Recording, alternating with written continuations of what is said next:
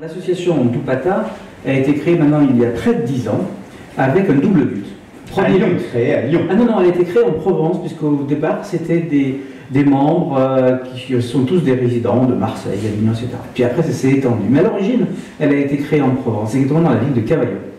Et puis donc l'objectif à l'époque, et toujours aujourd'hui, était de promouvoir, de parler, de témoigner des minorités culturelles de l'Inde, parce que tous les membres de l'association sont tous des gens qui ont une relation personnelle avec l'Inde, soit parce qu'ils ont une minorité culturelle, voire...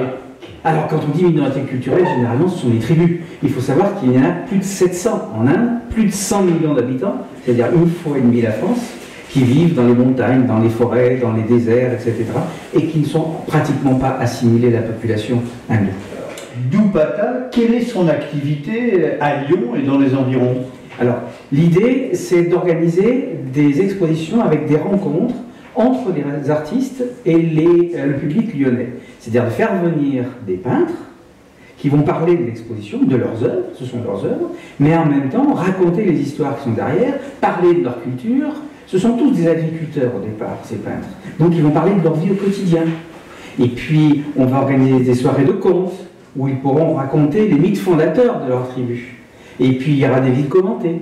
Et puis on a aussi des films qui ont été faits par des fondations indiennes qui vont être projetés à plusieurs reprises ici à Lyon. L'idée, encore une fois, c'est pas simplement de montrer des peintures, mais c'est de montrer ce qu'il y a derrière les peintures avec les acteurs de ces peintures, c'est-à-dire les artistes eux-mêmes. Au-delà du culturel, c'est la culture. Exactement, exactement. Quelles sont les dates de cette exposition à Lyon? Alors l'exposition à Lyon, elle a commencé le 2 mai, si je ne me trompe pas, elle se termine le 30 mai. Puisqu'ensuite on va descendre en Provence avec les peintres dans différentes régions pour continuer le travail que nous avons entrepris ici. Donc on arrive sur le fond du problème, sur le fond de l'œuvre et de la culture. Les Warlis, qui sont ces Warlis qui ont réalisé ces peintures? Alors, c'est un peuple qui se trouve dans l'ouest de l'Inde, pas très très loin de la côte ouest d'ailleurs, à quelques dizaines de kilomètres de la mer. Ils sont à peu près 200 000 personnes. Et c'est vraiment une tribu telle que considérée par l'UNESCO, c'est-à-dire qu'ils ont leur propre langue, qu'est le Warli. Ils ont leur propre divinité et leur propre rituel. Tout ce qui caractérise une tribu. Comment peignent-ils? J'ai entendu dire qu'il y avait des bousses de vache comme matière pigmentale, oui. Des peintures. Est-ce qu'on peut décrypter techniquement cette peinture? Absolument. Ce qu'il faut bien comprendre, c'est que ces peintures, elles remontent certainement à la nuit des temps. On n'a pas effectivement de certitude avant le XIXe siècle, puisque peu de personnes allaient dans ces territoires à l'époque. Quelques missionnaires ont fait quelques textes, mais il n'y a pas grand-chose. Ce qui est certain, c'est que sur les murs de ces maisons, il y a des peintures.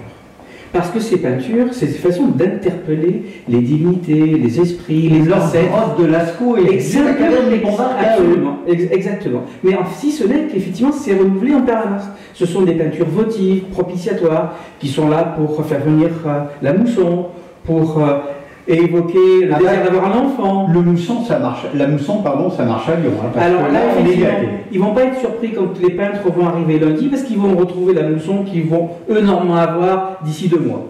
Christian Journet, comment définir ces peintures? Ce sont des miniatures. Enfin, pour le moins, on voit une finesse dans le détail assez extraordinaire.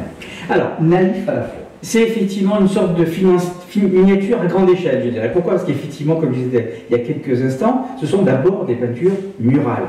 Quelques-unes peuvent faire 4 mètres, 5 mètres, 6 mètres de long. Et elles sont toutes là pour raconter des histoires. Alors, dans toutes ces histoires, on trouve des personnages qui sont tous réalisés graphiquement avec 2 triangles qui se rejoignent par leur pointe. Le triangle du bas signifie l'attachement à la terre.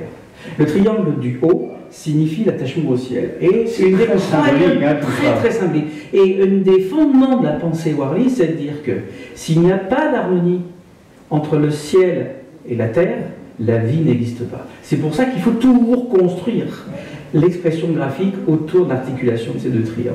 On a parlé de ces peintures réalisées sur place. J'ai vu qu'il y avait d'autres peintures également exposées, d'autres tribus sans doute, les Warlis étant monochrome, alors que j'ai vu des tribus qui étaient en polychromie. Exactement. Alors cette année, on a accentué notre action sur la venue de peintres Warli, 3 peintres de la tribu Warli. Mais nous travaillons avec d'autres ethnies de l'Inde, à peu près une dizaine. Certaines années, on invite des tribus du Nord, du Sud, etc. Et nous conservons chaque année des peintures de toutes les tribus. Ce qui fait que nous avons aujourd'hui une offre avec des peintures de toutes sortes de styles et de toutes sortes de régions de l'Inde, très colorées, voire uniquement en noir et blanc, et absolument toutes sortes de peintures. Va-t-on voir ces 3 peintres Warli peindre lorsqu'ils viendront sur place à Lyon? Ah mais c'est bien. Et quand seront-ils là? C'est bien le but, puisqu'ils vont être installés ici pratiquement tous les jours. Ils vont peindre dans le public, même ils vont proposer au public de peindre avec eux, ils vont converser avec le public, pas en anglais, ni en français, dans leur propre langue, mais avec des traducteurs qui sont là exprès. Christian Journet, merci. Alors, on rappelle la technique, l'intendance, Galerie de la Tour, adresse rue du Boeuf. 16 rue du Boeuf exactement, tous les jours de 10h30 à 19h. Entrée gratuite. Entrée gratuite bien sûr. Le prix des œuvres, ça commence à 50 €. 50 €. Jusqu'à plus. Ça peut monter jusqu'à 1500 pour les très très grandes œuvres. Les petites œuvres, c'est quoi? C'est à peu près 13-18, 13-19? C'est exactement. Alors on parle en pied avec les Indiens, c'est effectivement un demi-pied par un pied. Les plus grandes, si vous avez une belle salle à manger ou un beau salon? Ça peut aller jusqu'à 2,5 mètres ou 3 mètres carrés. Très bien. Et ces Warli, concrètement, on les verra? Quelle date, quel jour et à quelle horaire? Alors, les peintres, on les verra à partir du 16 mai jusqu'au 30 mai ici, puisqu'en fait... Les matins, les après-midi? Alors, ils seront là tous les jours, sauf lorsqu'ils sont effectivement invités pour une opération particulière, par exemple un spectacle de conte, une démonstration, ou invités par des personnes, parce qu'une des particularités des Warli, c'est aussi de faire des peintures sur récit, des peintures murales chez les gens.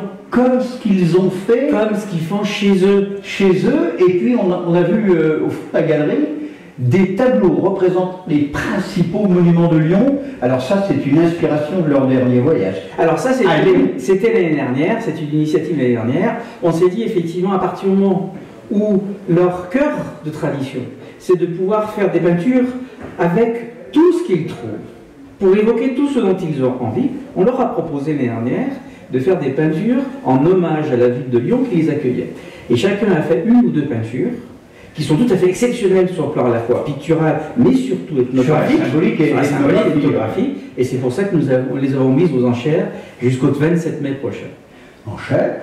Alors ça veut dire qu'il va y avoir un commissaire-priseur qui va venir, ou peut-on faire, avec les temps modernes, des enchères sur Internet? C'est bien sûr maintenant sur Internet que tout se passe. Il suffit d'aller sur dopata.com. Il y a une 2pata.com. Exactement. Et d'aller dans la rubrique Chérissez, enchérissez. Et ensuite, il suffit de suivre le chemin proposé par l'application. Christian Journet, merci. En ce qui me concerne, je chérirai cette exposition qui représente tant de choses sur la symbolique, sur la peinture elle-même, sur la finesse. C'est une très belle découverte que nous avons fait ici, une fois encore, à la Galerie de la Tour de notre ami Frédéric Jean. Merci, merci Christian Journet. Merci à vous.